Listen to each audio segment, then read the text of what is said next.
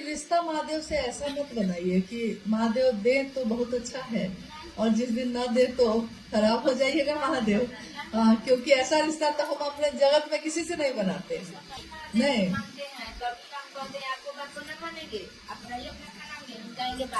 हाँ छोड़ देते हैं। अच्छा ये देखिए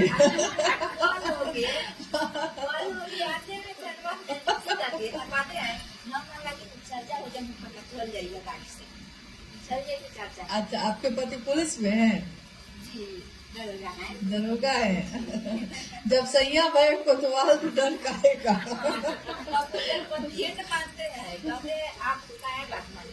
आप 2 मिनट के लिए हमारा जन साथ में आए। तो बाहर तो बेचारे बोल भी नहीं पाते होंगे कि बाहर का लोग सब उनका बात सुनता है और घर में आते हैं तो वो आपका बात सुनता है। महादेव सब कुछ जाके मना दी। जो आपके पहुंच में जो चीज आ जाए उसको पहले पकड़ लेना ज्यादा अच्छा है। अच्छा है, बहुत अच्छा है। हाँ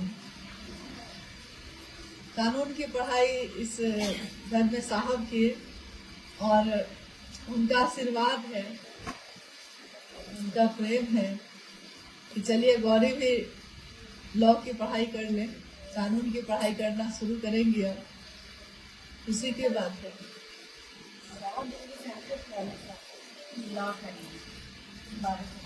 हम बोले नहीं, इतने साल पहले भी साहब ने जो बात कही है मेरा मन पूरा विश्वास करता है कि उन्होंने जो बात कही है वही होगा। इसीलिए आज इतनी हलचल होते हुए भी एक क्षण को भी मेरा मन इस बात के लिए चिंतित नहीं होता है कि कौन छोड़ देगा, कौन चुनवा बना लिया, कौन क्या कर लिया। इस बात के लिए हमको चिंता नहीं होती है। आदमी है, तकलीफ तो होती ही है, लेकिन चिंता नहीं होती है कि क्या होगा, कैसे होगा।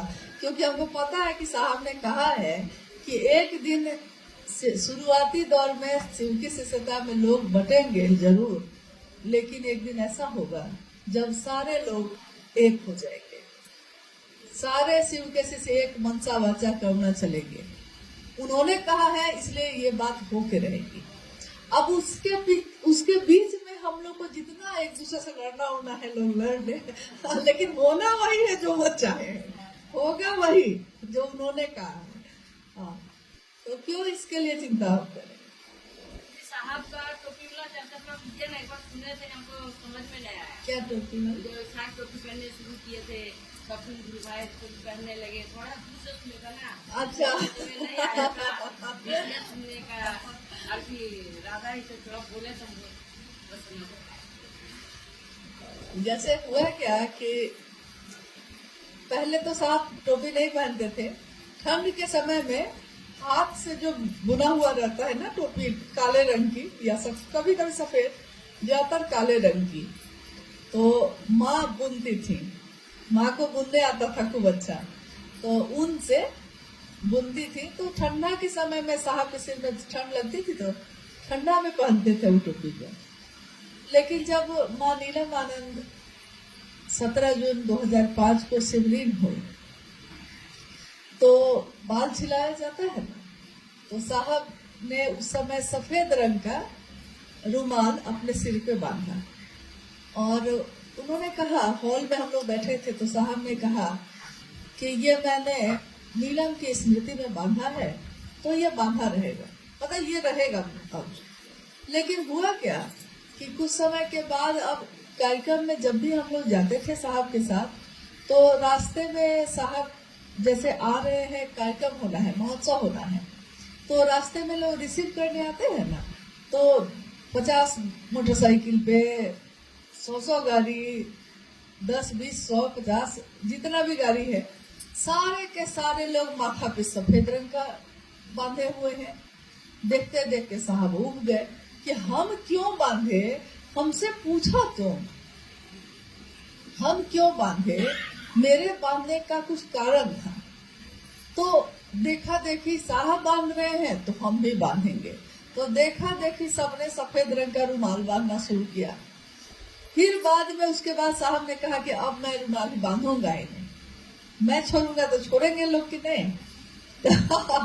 तो उन्होंने काले रंग की टोपी हाँ कपड़े से सिलवाई गई, तो साहब ने कहा ये ठीक लग रहा है मुझे, तो मुझको ये पसंद है, अब से मैं यही पहनूंगा।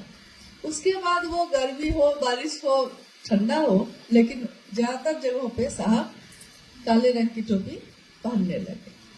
देखा देखी बहुत लोग पहनने लगे, फिर काला रंग का टोपी सब पहनने लगे। जैसे साहब बैठते शिव चर्चा में लोग वैसे बैठने लगे। जैसे साहब को गले में प्रॉब्लम है, मतलब उनको गले में फुंसी जैसा कभी कभी हो जाता है, बोलते समय ना गला सूखता है उनको, तो इसके लिए ग्लास में पानी, थोड़ा हल्का सुसुम पानी हमेशा हम लोग रखते थे कि जैसे ही उनको गले में सूखा जैसा लगता था तो वो हाथ बढ़ा के पानी का ग्लास लेके 2 घूंट पी लेते थे, फिर रख लेते थे। अब देखा देखी लोग गिलास का पानी मंच पे, गुरु मंच पे रखने लगे। पानी का बोतल लेके लोग दौड़ने लगे। वरिष्ठ गुरु भाई आए हैं तो पानी का बोतल लेके लोग दौड़ने लगे, ग्लास में पानी लेके जाने लगे। ये भी साहब ने देखा। कोई पनबट्टा लेके घूमने लगे, पाँव पे पाँव चढ़ा के आबू पान निकाल के साहब वाले स्टाइल में खाने लगे। तो साहब ने एक दिन कहा कि मेरे जैसी टोपी तो पहन लोगे, मेरे जैसा पान भी खाने लगोगे, मेरे जैसे ग्लास में पानी लेके मंच पे पीने भी लगोगे, लेकिन मेरे जैसी नियत कहाँ से लाओगे? महादेव के लिए महादेव को मैंने चाहा है। महादेव को चाहने में मेरी नहीं थी कोई लोकेशना, न वित्तेषणा, न तो जो चतुष्टय होता है ना, अर्थ धर्म काम मोक्ष की कामना, ये सारी चीजें तो महादेव को गुरु बनाने और उनका काम करने के पीछे मेरी ऐसी कोई मनसा कभी थी ही नहीं, न है।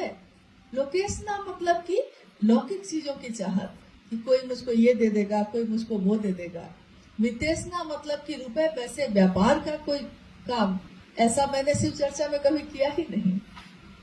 अर्थ धर्म से मैंने जोड़ा ही नहीं कभी। काम मोक्ष, सुंदरियां मुझको मिल जाए, ऐसा मैंने कभी सोचा नहीं। हाँ, मोक्ष मुझको मिल जाए कि महादेव मुझको जीवन और मृत्यु के चक्र से मुक्त कर दीजिएगा, ऐसा हो जाए, ऐसा तो मैंने कभी सोचा नहीं। तो महादेव के लिए, मेरे महादेव का डंका हर हृदय में बजे, ये मंदिर में जो घंटियां बज रही हैं उसकी मधुर ध्वनि हर व्यक्ति के जीवन में घुले, ये मैंने चाहा है। तो मेरे जैसे नियत कहाँ से लाओगे? यही उन्होंने कहा उस दिन। हाँ, यही बात कही। तो हमेशा हम लोग यही कामना करते हैं कि साहब आपके जैसा पता नहीं बन पाएगा कोई कि नहीं बन पाएगा, लेकिन आपने ये चाहा है कि एक हरिंद्रानंद नहीं, लाखों हरिंद्रानंद बने, मतलब शिव के लिए शिव को चाहने वाले लोग बने। और इस चाहत में उनकी कोई लोकेशना विदेशना नहीं हो, कोई कामना नहीं हो, निष्काम भाव से कोई माने। तो ये बहुत बड़ी बात उन्होंने चाही है, और जो उन्होंने चाहा है वो हो के रहा है। अगर ऐसा नहीं होता, लाखों ऐसे गुरु भाई गुरु बहन जो आज महादेव के काम में चल रहे हैं, अगर वो सही मनसा से नहीं चलते रहते तो शिव शिष्यता इतनी तेज गति से कभी भी आगे नहीं बढ़ सकती थी। बढ़ रही है, इसका अर्थ है कि लाखों लोग इस काम को निष्काम भाव से कर रहे हैं। अब उसमें इक्के दुक्के लोग अपवाद है, किसी के लिए ये व्यापार है, किसी के लिए ये पेशा है, लेकिन लाखों लोगों के लिए ये जीवन है, जीवन को जीने की कला है, आधार है ये शिव की शिष्यता। तो हम वैसे लोगों को देखें या वैसे 1-2 लोगों को देखें जिनके लिए इन चीजों का कोई मोल नहीं है, जिसके लिए शिव से खिलौना है, उन लोगों की तरफ हम क्यों देखें? हम उसकी तरफ देखें जिसके लिए शिव शिष्यता उनका परिवार है, शिव के शिष्य उनका परिवार है। कौन है? तो साहब और माँ नीलामणि। साहब और माँ के जीवन में परिवार के नाम पे सिर्फ अपने 4 परिवार या रिश्ते नाते नहीं थे, उनके लिए शिव शिष्यों का परिवार ही उनका अपना परिवार रहा है। तो हम लोग उनको देखें, उन्होंने क्या कैसा परिवार बनाया, उनके बगिया के फूल कैसे खिले हैं। और एक फूल जब खिलता है तो आप देखी होंगी कि एक फूल अगर खिला है और वो मुरझाता है, यानी उसका एक जीवन है ना, मुरझाया है ना, वो मुरझाने के समय तक उसमें असंख्य बीज पैदा होते हैं। वो खुद मुरझा के एक फूल अगर गिरता है तो उस एक फूल से असंख्य बीज पैदा होते हैं। उसको फिर से जमीन में लगा दीजिए तो कितने फूल फिर से पैदा हो जाते हैं। तो शिव के शिष्य जो भी सही मंशा से चल रहे हैं, वो देखने में जो एक लग रहे हैं, वो एक शिव के शिष्य लाखों लोगों को पैदा करते हैं। तभी गति चल रही है, तभी महादेव की दुनिया बनी हुई है। तो हमारी दुनिया में महादेव रहे, इसकी कामना साहब ने की है। तो साहब की इस कामना में, इस चाहत में हम सब भी अपनी चाहत मिलाते हैं। हे साहब, आपने महादेव के लिए महादेव को चाहा, हम सभी भी महादेव के लिए महादेव को चाहे, इसी का आशीर्वाद दे दीजिए। इस स्थल पे उनको नमन करते हुए हम सबका मन उनसे यही मांगता है, और जो आप मांगेंगे वो आपको मिलेगा। जो संसार को आप दीजिएगा वही संसार आपको वापस करेगा। साहब ने संसार में शिव को दिया, आज लोग उन्हीं को शिव की तरह मानते हैं। मतलब शिव से नजदीक होना उन्होंने साहब से सीखा, कैसे हुआ जाता है। तो आज जो उन्होंने दिया वो उससे दुगुना पाए। तो हम आप भी जो समाज को देंगे वही आप पाइएगा। तो महादेव दीजिए, महादेव लीजिए। महादेव लेकर आए हैं तो ठीक है, नहीं लेके आए हैं तो महादेव को लेकर जाइए।